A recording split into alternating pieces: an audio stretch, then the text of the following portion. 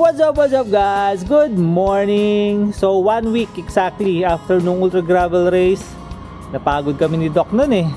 So today's ride, gusto lang namin ng rest and relaxation. So chill ride muna tayo.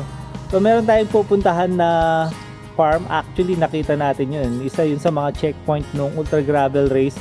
Eh syempre sobrang busy tuloy. Nagmamadali tayo nun. Kaya hindi natin na-enjoy yung farm resort na yun. So ngayon babalikan natin siya. So let's go!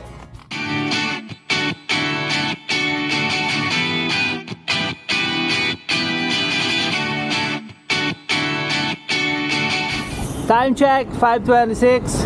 Dito tayo sa Santa Rita. So yung farm na pupuntahan natin, yun yung third checkpoint nung ultra gravel race, which is the Santillana Hillside Farm. Di namin na-enjoy ni Doc doon pero napakaganda ng place. Ito, palabas na tayong OG Road and then magta-turn left tayo. Dito pala tayo sa Guagua na, turn left tayo, papuntang SM Pampanga, tapos Mexico, Arayat, and then sa may Arenas, nandun yung Santillana Hillside Farm. Ito yung palatandaan na nakapasok na tayong Mexico, yung rebulto ng Red Horse Beer. So, I don't know bakit nagtayo sila ng rebulto ng Red Horse Beer dyan. Diretso tayo dito sa may palengke ng Mexico.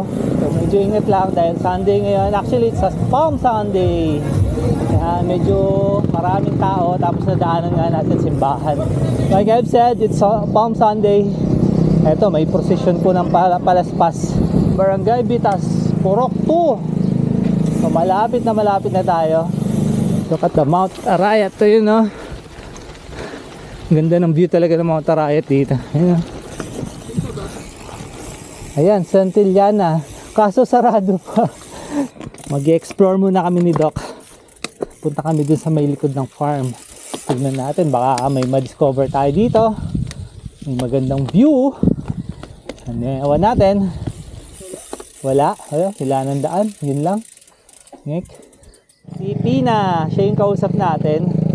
Siya yung contact person natin dito. Buti na lang, maaga si ate. Actually, yung bukas nito is 8:30 pa talaga. Pinayagan lang tayong maagang makapasok. Ganyan tayo ka-special and ganyan ka-accommodating yung Santillana Farms. Tara, pasok na tayo. Look at that.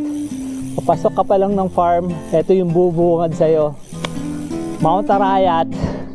Ganda! Andito na tayo sa may pool area nila. So ito yung sinasabi ko, above ground pools. Diba? So hindi sila nakahukay sa lupa. Yun nga, na above ground. From the word itself, above ground. Tapos nandito yung lake. Galing ah. Kasi ito yung resto nila. Dito yung checkpoint nun. Dito yung nag-stamp.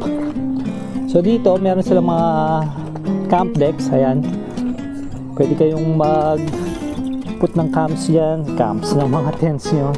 Tapos meron pa silang ATV rentals. Ito, nakapark mga ATV nila. So dito yung parang route ng mga ATV nila. Pero punta tayo dun, explore pa tayo dun. Let's go. Gonna explore. So ang dami pala nilang mga camp decks. Ayun, no? Ayun.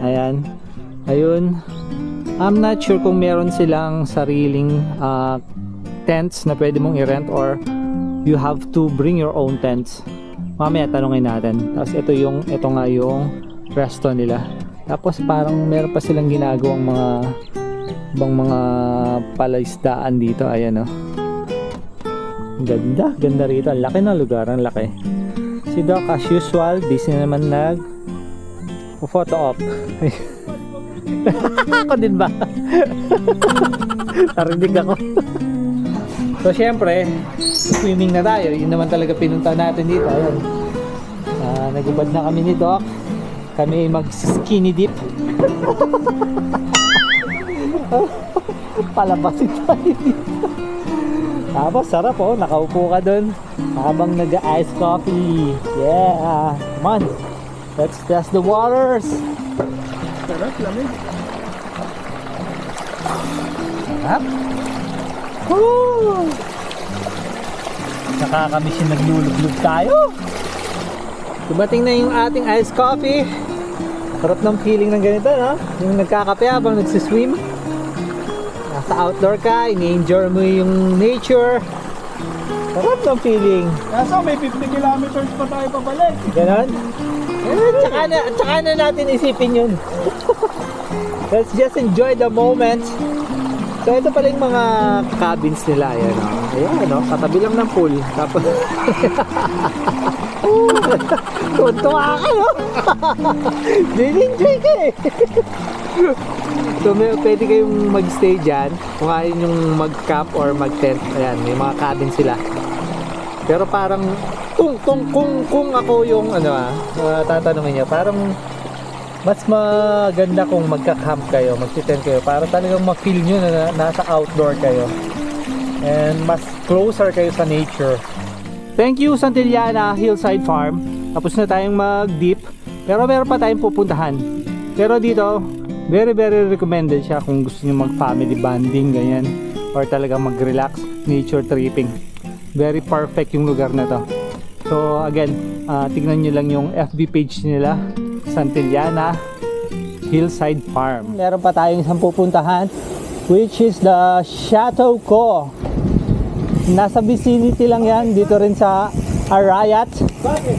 Bakit? Kasi sabi nila, ha? Oo, doon tayo kakain eh. Meron na daw nakaprepare na almusal doon para sa atin eh. Di ba? Sayang naman, puntahan natin. Eto na, Chateau Co. Events Place. So, nung nakaraang ultra gravel, ito yung kasama sa rota. Eto, pasok na. Chateau Co. Wow, ang ganda. Parking space. Ito yung pinaka pool nila. So it's a private villa. Pwede kayong mag dito, events, birthday, parties, wedding. Pwede yan. Ito yung pool area nila. Here's the pool. I think dito yung function area nila. Diyan ginaganap yung mga events. Mami, explore natin to kung hanggang saan to. Hanggang dun pa siguro. Yun oh, meron pa dito eh. Chateau Co. Uy, mayroong stairs leading to somewhere ah. Ang gusto kong pumunta dito. Tignan nga natin. Dito. Punta nga tayo dito. Baka naman merong mas magandang view dito. Buti pa ako malagyan. Wow! Ganda! Ganda ng view dito. Kitang-kita mo yung Mount Arayat. Ganda. Morning po. Good morning po. Madam Eden. Si Ma'am Eden, si Ma'am Edna. Vlogger po yan eh. Galing po ako doon sa taas nyo. Ganda ng view doon eh. Yan. Ay, Diyos ko, effort pa yung breakfast ni na ma'am. Kakahiya naman. Uy, sarap nito oh. Okra, tsaka gulay. Sarap niyan. Favorite ko yan. Mukhang tatawag na tayo ng jeep pa uwi ah. Oo nga, ayoko na mag-bike pa uwi, Doc. Mapapalaban tayo sa almusal. Kayo Grabe. po, tara po. Kain po tayo, tara po. So kasama na natin si Dr. ko. Ay, sir, thank you dun sa breakfast. Grabe, no? Overwhelmed kami sa breakfast. At tapos na rin pala kami nag-breakfast. Compliments ni ano yun, Konsiala. Okay. Uy, thank you po. Konsiala, thank you po. Ito. Dito tour tayo sa lugar ni Dr. ko. Gate 1, gate 2 yung ginahanan Oo. kanina. Oh, dalawa nga po yung gate nyo eh. Kanina, dito ba tayo kumakatok kanina, Doc? I think so. Oo, dito tayo kumakatok kanina eh.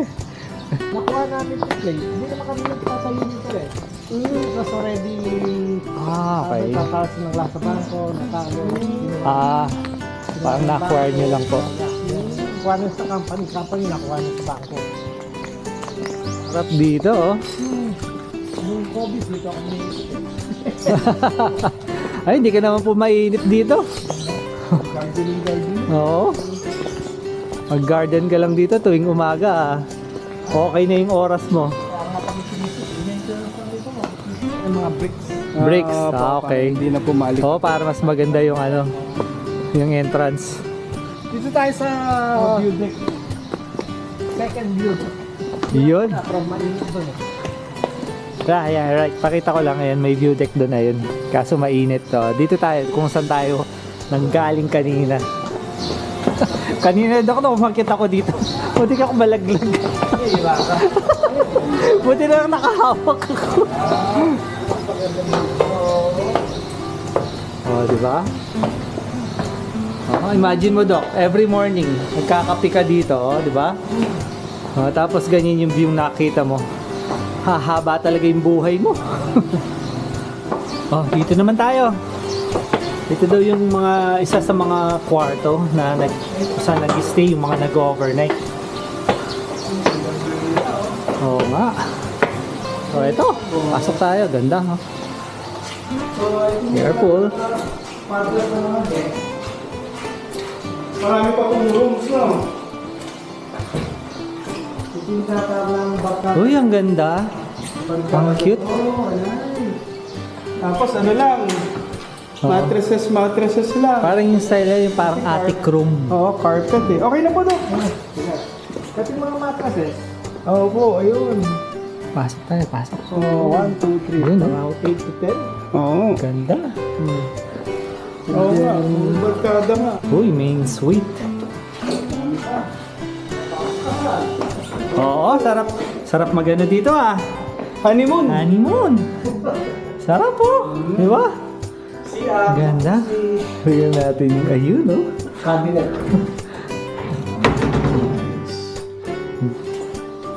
CR. Common CR. Yung sa kabila. Tingnan natin dito, common CR. Ganda. Grabe. Ganda naman ang pagkakagawa ng lugar na to. Sabi ko si Doc, pagkatapos mag-bike, tapos pupunta doon sa jacuzzi. Oo, no? Oo. Ah. Daily routine na. Hindi ako may mag-swim. Ayun, no? Nag-ready pa ng mangga si Madam. Yan, para ma... Yun, no? Tikman ko nga. Mukhang matamis. Ano sabi mo? Ano sabi mo? Matamis. Ang tamis. Ang sarap.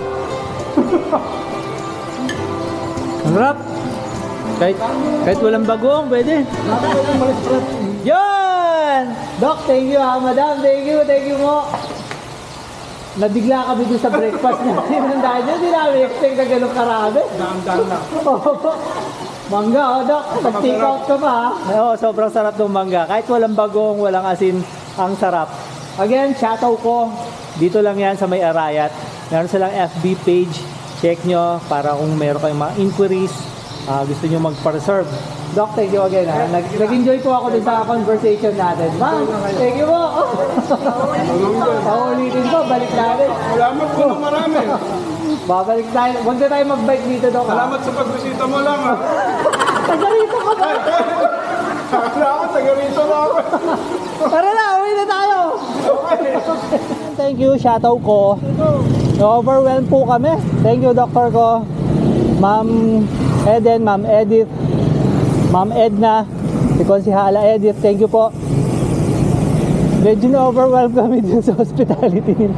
I expect kasi namin ni Doc, yung merong mga ibang guest na nandun. Eh parang nirentahan namin yung lugar, kami lang ni Doc. Tapos pinag-prepare pa kami ng napakaraming breakfast. Thank you po sa breakfast. And sa hospitality. Yahoo! Municipality of Pora, konti na lang. Kasi sunog na tayo. Yon! Natapos din ang atin. Chill ride ba to? Chill ride. Walang yan chill ride to. Budol mo ko. Ay, nabudol. Hit training to eh. So, thank you sa Santillana, Hillside Farm. At thank you Doc. Doc ko and Shatu ko. And sa kanyang misis, Madam, thank you po. Nabigla kaming dun sa breakfast na hinanda nyo. Ang sarap. Yan, ang dami. So, meron pala tayong announcement na banggit ko na kay Doc. So, since hindi na tayo exclusive sa MTV, I've decided na magpalit na tayo ng pangalan. Sara na natin yung channel. Pinoy Bike Chronicles na tayo ngayon. So, from now on, Pinoy Bike Chronicles na. Hindi na tayo Pinoy NTV. At least lahat ng bike. Hashtag. Oh, hashtag. Wag. So, tune in again. Next vlog natin, next content. Huwag nyo kalimutan mag-subscribe, hit the notification bell, select nyo yung all, like and share. Lagi nating sinasabi, sharing is caring. Tara. Budol! Budol.